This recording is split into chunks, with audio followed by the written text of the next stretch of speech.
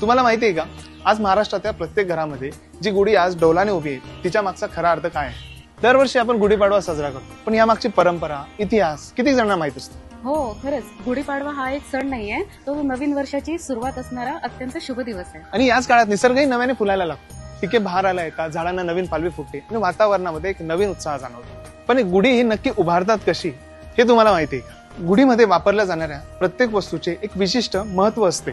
बांबूची काठी शक्ती, स्थैर्य आणि आधार यांचे प्रतीक मानले जाते. रेशमी कापड किंवा साडी ही विजय, आनंद आणि समृद्धीचे प्रतीक मानले जाते. कडुलिंबाची पाने ही आयुष्यातील कठीण प्रसंग स्वीकारण्याची शिकवण देत असते. साखरेच्या गाठी आयुष्यात गोडवा आणि आनंद वाढवण्याचे प्रतीक मानले जाते. आणि कलश हे विजय आणि यशाचे चिन्ह मानले जाते.